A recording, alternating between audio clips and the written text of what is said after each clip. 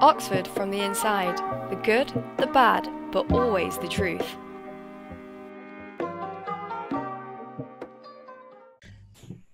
Hi, I'm Katie. Welcome to episode 5 of Oxford from the Inside. The good and the bad, but always the truth. Today, we're joined by Liberty and Ed. Would you guys like to introduce yourselves? Hi, I'm Liberty. I'm a third year and I do classics at Somerville and I play rugby. Hi, I'm Edwards. I'm just graduating now, just finished my third year. I'm doing history and also at Somerville, and I play tennis. Great. Okay, so welcome to the show. Today we're going to be talking about sport at uni and the differences between sport at the university and the college levels. So did you guys do sport before you came to Oxford, or was it something you kind of got into once you were here? Do you want to go first, Ed? So tennis and squash have always been my main sport. So I played them since I was quite a bit younger, something I did a lot when I was at school. And so when I came to Oxford, it was kind of natural for me that I wanted to continue playing those when I came. So I didn't really do a lot of sport before uni. At school, obviously, I had to do PE, we dabbled. And I did quite a bit of dance. But then when I came to uni, at the beginning of my second year, just completely out of the blue, I was like, I might take up a sport, probably be good for the mental health and stuff. And then one of my friends was like, you should come to rugby. It'll be fun. And then I did. And now I do it all the time. So Yeah, cool. Okay, so why did you guys choose to do your respective sports at the university level rather than the college level? Because just for anyone listening, so the college level is a lot more low key. It's just people from your college, so it's kind of less competitive generally. But not all sports are represented at college level, whereas at the university level, there are more sports and there's more kind of official training and coaching and kind of development sessions. So what made you guys choose to go the uni route rather than the college route predominantly? I play uni sport and college sport, but initially I started playing uni sport because I play women's rugby. It's kind of like a developing sport. When I first started, there were only, I think, 2 colleges that had a full 15 women's team. So if you wanted to get into it, you kind of had to go to uni training. So I went along with a friend, and then we had like the CUPPERS competition, which is the intercollegiate competition, where we had to like combine different colleges together. So I got into the college sport that way. And then this year we were lucky enough that we were able to make Somerville have its own women's team. And then I got more into the college sport that way. So for me, kind of what Katie, you touched on, that at the college level, not all sports are represented to the same degree. So I know Liberty, college rugby, you guys trained a lot, but for tennis and squash, it was kind of, tennis CUPPERS in the summer term and squash CUPPERS, a little bit. So if I wanted to keep playing, then I kind of had to join uni tennis. And so, yeah, I did that and kind of haven't looked back and really enjoyed it. Great. Okay, so how much of a step up did you find it joining the uni team? Because I guess a lot of people can maybe find it intimidating because there's often amazing players that have been playing for a really long time and you might not feel that you're at that level yet. So did you find it a welcoming environment or like difficult with the training, and kind of how much flexibility was there with that? So for me, it was, I think the great thing about a lot of sports at Oxford is there isn't just one team. So there are loads of different teams with different standards. For example, my tennis, I'm heavily involved. We've got 10 teams across men's and women's and a social program with coaching. So kind of whatever standard you are, you can pretty much join the tennis club and find other people like you. So as a result of that, and kind of reading through social media and stuff like that from the tennis club, it wasn't that intimidating because I knew that when I went to trials, kind of however I did, I'd be able to find a group of people who I'd enjoy playing tennis with. But yeah, there was, saying that still, there are some, fantastic players who come to Oxford and play tennis. So, intimidating to a certain degree, but I think that's mediated by all the different teams you can join. I think for me, it was the same. It was very welcoming. Like initially I was very scared because often when you think about uni sport, you're like, people who have a blue, they'll be really, really good. And obviously there are a lot of good players, but I think as I said, because women's rugby is a developing sport, they had the Blues squad, and then they had the second team, which is the Panthers, and there's not really a trial process. Like, you can just go to training, you can train with people, and sometimes the Blues and the Panthers split. We're lucky enough even to have a third team now, and they will often split off as well. But you can, whatever level you are, you can go, you'll get some coaching, you'll have a good time. And even the players who are really good, like most of the Blues, they are super lovely, and they will like help you out. If they see that you're doing something and your technique's off, they'll often come up to you and just say like, oh, maybe you should try doing it like this. And not like in an aggressive way. They're just friendly, and they want to help you get better, which is really nice. Yeah, I think I definitely noticed that when I came down to the third team training a couple of times, because we'd only trained at a college level, but then some of the girls that have been training with the uni for a little while were kind of helping us with even just getting familiar with the drills that people were doing and stuff like that. I think it's quite welcoming, maybe especially because it is a growing sport. There's kind of that real enthusiasm to get new people in because it's so quickly developing. So obviously there's a lot of work and other commitments while you're at uni. So how did you guys find fitting in your sport alongside your uni work and your other commitments? Kind of how does that range from first year when maybe there's a bit less work, but you don't really know what you're doing with the work so much, and then moving into like exam years? How did you guys find fitting that all in? I haven't really had a period of exams where I've had to try and manage sport around that yet, because when I had my second year exams, I wasn't that into rugby, so the time commitment wasn't that much. Sure. But in terms of the work, it's usually not a problem. As long, you do have to be a little bit sensible. You know, you think, okay, I've got training this evening. I need to be productive during the day, because otherwise I'll be stressed and I'll have to go to the library at 9 p.m. when I get home from training, which is not great. The only time it's ever been a problem is like for very short periods of time when it will become more stressful. Like, for example, when we had varsity coming up and I had to go to extra training sessions, and because this year I was captain of the third team, I had to do some like management and organizational stuff, which took up a lot of my time. But that was a week, and then I had a bit of a stressful week, and then after that it was fine. Yeah, I'd echo that, because I'd say I've got, like Liberty, really involved in not only the sport, but also kind of running the sports, because a lot of sports at Oxford are student run. So I was men's secretary of the tennis club, and this year been men's Blues captain. And even with that, as long as kind of, as Liberty said, you're sensible, you kind of get on with your work. It's very manageable. I'd say, of course, there are some things you do miss out on, like every now and then you've got to be like, you know, I can't go to that talk because, you know, I've got training, as Liberty was saying, or, you know, I might have to go on like one last night out, or I'm, you know, do one less of this. But I'd say also, you know, everyone here who are students are going through the same experience, so they understand. So there is a little bit of leeway if you are struggling, and some tutors can be quite supportive as well. Cool. And so Liberty, you mentioned your varsity. Ed, how about yours? When yours is in summer, isn't it? Yeah. So that regarding exams.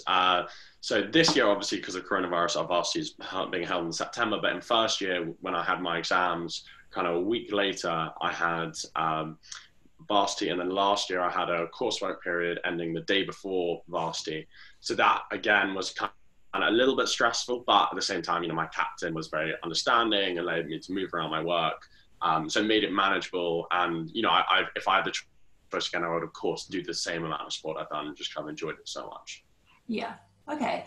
So how have you guys found the social side of the sport? Because I know a lot of people say that it allows them to be friends with people from kind of other colleges, different years, different subjects that they may not have otherwise been in touch with. So what kind of social do you guys tend to have?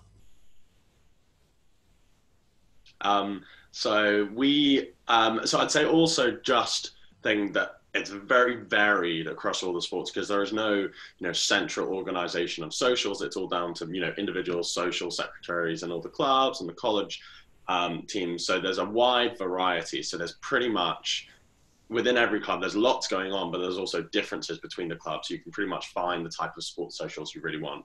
So I know for tennis, we have a mix of, you know, going to dinners, lunches together, you know, watching films, playing like junkyard golf, you know, then kind of going on nights out together, and a very Oxford tradition called crew dates, where you kind of go and meet and have dinner with a female sports team or male sports team.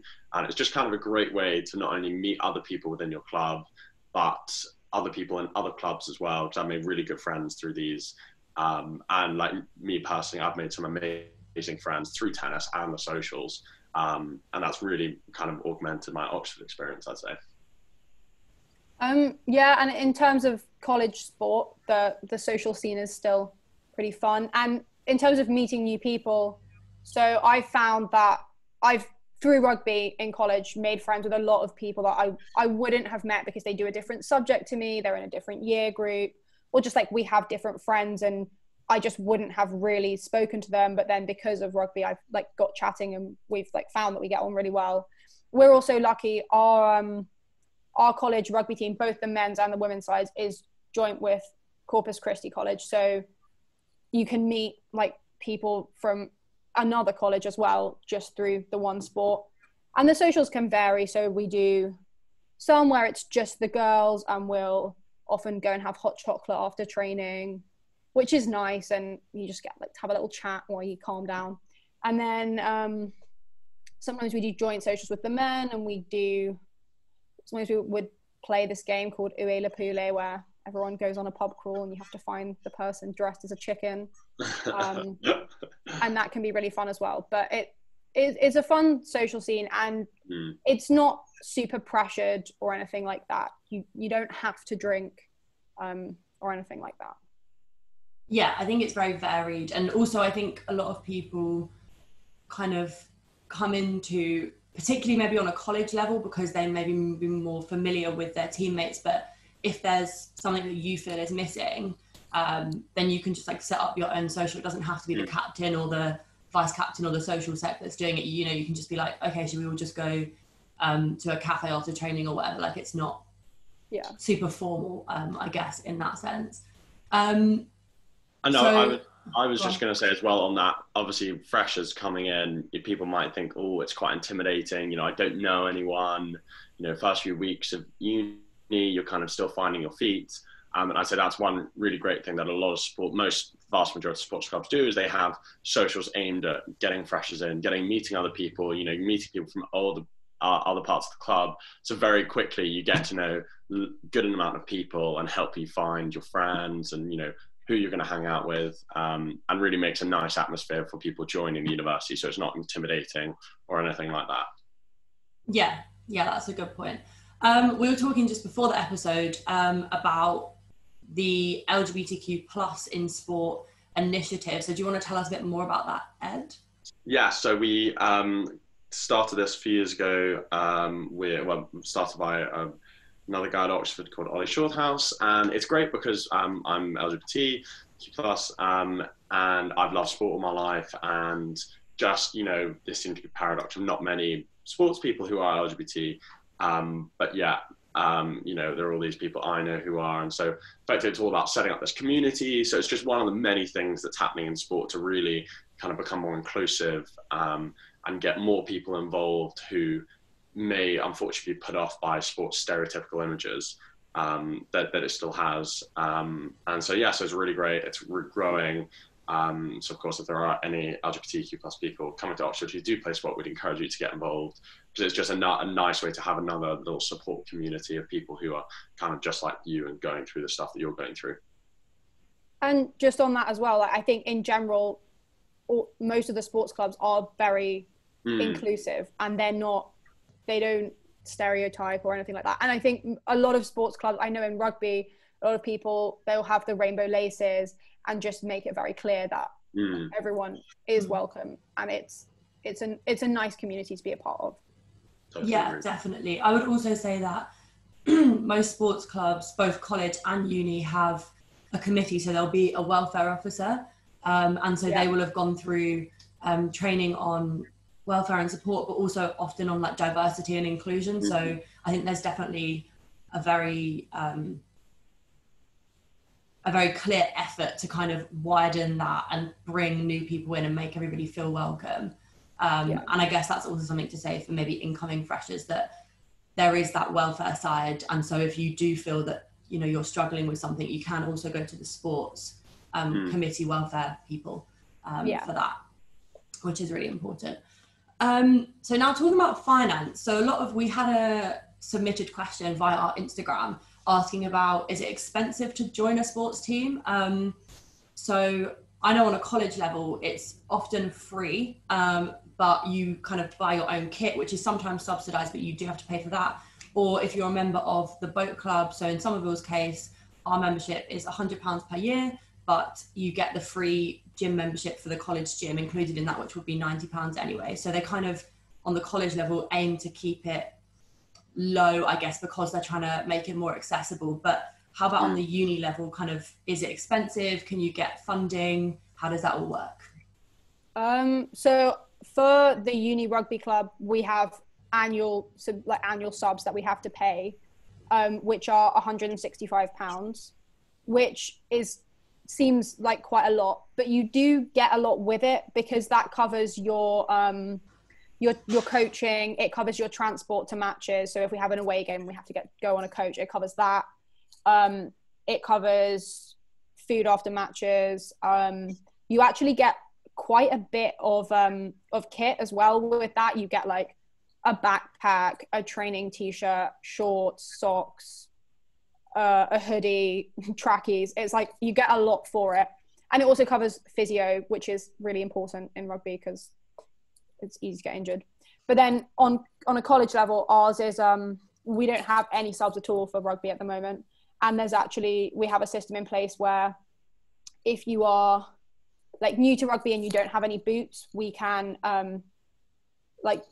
subsidize you getting boots to help people out because a lot of women that come into rugby might not come from a sporting background, or they haven't played a sport where they need to have boots. So we have that as well.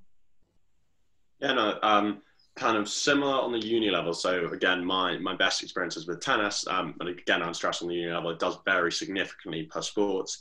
And I'd say tennis is maybe a little bit more expensive, that subs vary from like 60 to 180 pounds a year, but they're all kind of unbelievable value. The 180 you're training 2 times indoor, I think 60 you're training 2 times a week, coached outdoors. So it's far better value than you could get anywhere else. That's just due to our size, we're able to do that. But then you do have to buy kits. You can or do have to buy kit depending on the team.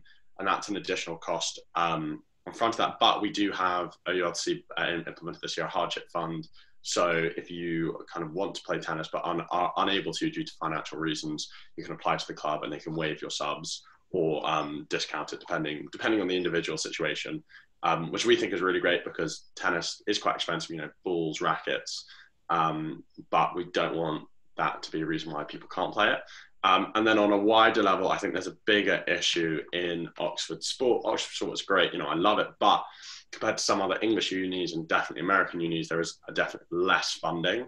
And so one of the ways this manifests itself is in how we have to pay subscriptions and stuff like that, as Liberty was saying. But there are also other means of securing financial support when you're playing sports. So different colleges offer different systems. So I know Somerville, where we're at, they have a grant system, and then centrally the Sports Federation have grants, and then Vincent's, the kind of a sports club, they have grants as well. So if you're keen to get into sport and that is an issue, then there are definitely places you can go where people are willing to support. But that should be prefaced by saying it isn't as high as maybe we'd want at other universities, but it is getting better.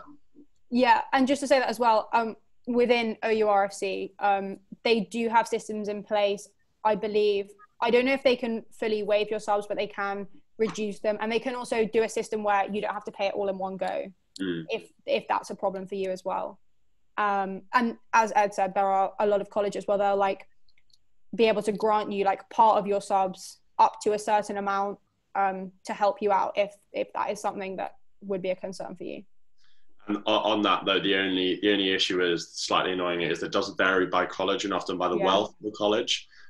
So for example, I know at Magdalen, which is kind of traditionally more of a wealthy college, the women's blues captain last year was given, I think £500, and the year before that £1,000 to cover her sports expenditures. Whereas I know at Wadham, which is still actually a relatively wealthy college, the captain 2 years before that got £77. And I've been somewhere in the middle. So that's something to bear in mind. Your choice of college will affect that. Yeah. So it's something to maybe consider. Yeah, if you're going to get really into sport, I guess, to kind of look at the different colleges and what they can offer you. Most of the information is available on the college website. So. Agreed. Yeah. Okay, so now moving on. So Liberty, you were talking about how you have kind of set up our college rugby team alongside a couple of other girls. But how did you kind of find that in terms of the fact that it's, firstly, women's rugby is a relatively small sport, or it was a couple of years ago. And then kind of alongside the men's rugby team, which is a lot more established, how did you kind of find that process of establishing a team and getting people involved? So initially there were some challenges, but I think we've managed to overcome most of them, and it's been largely very successful. I mean, the process itself of setting up a sports club was not very complicated. We had to submit a motion to the JCR, which is the junior common room, which is like the sort of like body of undergraduates that have like a committee and decide what happens in college. So we were able to do that very simply, got a motion passed. We counted as a club, and we managed to get a small budget. And then getting people to join, because initially it was only 3 or 4 of us that were interested. So getting people to join was a bit of a challenge, but we were lucky because the river was so bad this year that a lot of the girls that did rowing were looking for a new sport, which was very helpful for us. And in terms of collaborating with the men, I was initially a little bit apprehensive that the men might be difficult or something, but they've all been so lovely and so helpful. The men's captain has been really helpful in like giving us a little bit of coaching, or the men's vice captain has been our official coach, and then the men's captain has also helped out. We've had some joint training sessions where we've been able to match up people on the women's team and the men's team that play similar positions, so they can get some sort of tips and help with like technique and sort of where you should be in the game, what you should be doing, which has been really fun. And I think the main challenge that we had as well was getting kit, because we had matches that we had to play and we didn't have our own kit. So we were able to borrow the men's kit, which was not great. Yeah, because it smells and it doesn't fit us very well. But, you know, we had matching kit, great. But now we have been lucky enough to get some funding from the JCR to get our own kit, which we should have for next season, which will actually fit us and not smell bad. And as well, we had a very, very small budget to start with, but now, because we're a properly established club and the men's side has a significantly higher budget than us, we've managed to get our budget matched. So it has been a long process, but it's been largely successful and everyone's been very helpful and welcoming. Yeah, and we now kind of regularly have 20, 25 women down at training on a weekly basis. Really great. And sometimes we have more than the men. Yeah, exactly. Yeah. I think also because I'd never played rugby before, and I was kind of, I wouldn't say dragged, but encouraged heavily to come to a training session. I didn't really know what it was going to be like, didn't know how to like do anything. But I think the men were like incredible with us. They were so much more patient, because some of them have been playing for, you know, since they were small kids, and they were really, really patient with us, really, really helpful, like not at all patronizing. They weren't scary, which is, I think, what a lot of us were maybe worried about, because obviously it is quite a contact heavy sport. But yeah, I think the social side has also really helped with that kind of merging the two sides of the club. And because there are a lot of stereotypes about, you know, rugby lads and what they're like, but those stereotypes really are not true for our men's team. They've been so lovely and helpful. And as I said, in terms of setting up the club, we now have the boot fund as well, which has been helpful to as something which can encourage people to get more involved, because that was a challenge we had, was that not everyone had boots, and we had to like find people that had spare boots and borrow them, and that was a bit difficult. And then, I was just going to kind of piggyback off that uni sport and kind of experiences of inclusion and kind of men and women and stuff like that. And, toxic masculinity in sport. And there's this thing that some sports, that can exist, but I'd say experiences are very different to that. For the tennis club, we've had female presidents, I think the last 4, there's really strong links between both sides of the club, loads of joint socials. And so I'd say that's something that's mirrored across a lot of sport across Oxford, that there isn't that sort of gender divide, which just isn't very healthy or fun, and it's very inclusive. So yeah. Great. Okay. So I guess the last question, very broad. What advice would you guys give to someone who is maybe about to start at Oxford and looking to get involved with sport? So in terms of like the Freshers' Fair, if they have pre-season and stuff like that. I would definitely say get involved. I think do as much as you want to.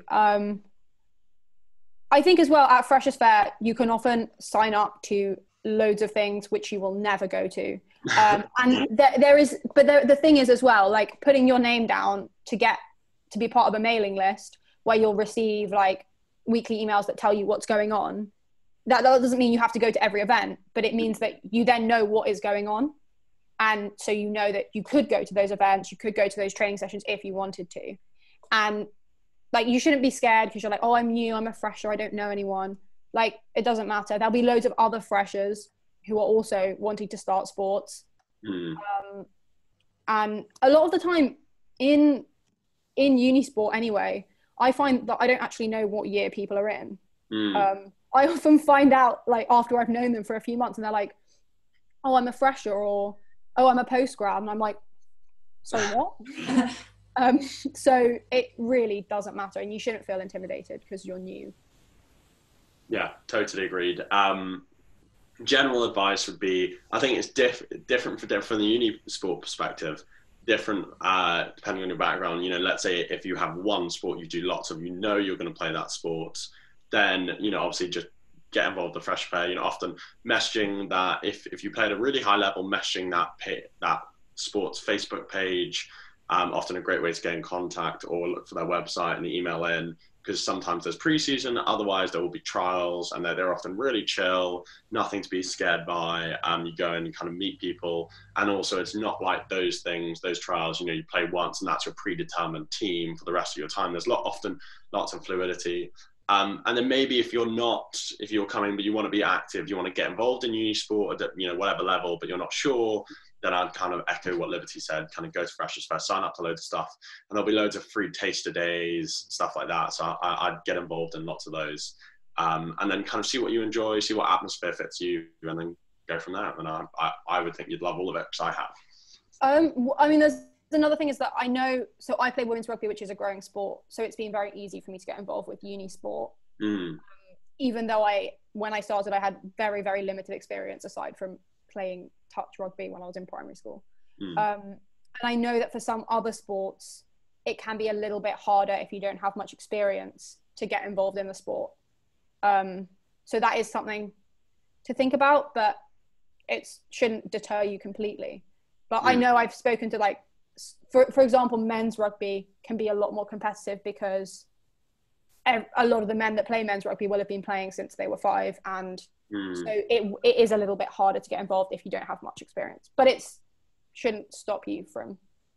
Yeah. So I guess I maybe in those kinds of sports, joining the college team first, or I know some university teams have like social time. So I know the badminton team, they have their team 1, 2 and 3 men's and women's training, but then they also have like I'm not sure what they call it, but like a social session where you can basically anybody can come and kind of have a knockabout, and there's I think maybe a couple of the more senior players walking around giving tips and stuff, but it's less intense and maybe less intimidating if you haven't played before, but a lot of other people have. Great. Okay, that's all we have time for today. We've learned some interesting stuff. Thank you guys a lot for sharing your experiences with us and joining us at Oxford from the Inside. And thank you to our followers for listening to this podcast or watching the YouTube video. Remember to follow us on Instagram at Oxford from the Inside and check out our Facebook page for regular updates on new content. I hope everyone stays safe and well, and until next time, give us a wave. Bye, guys. Bye.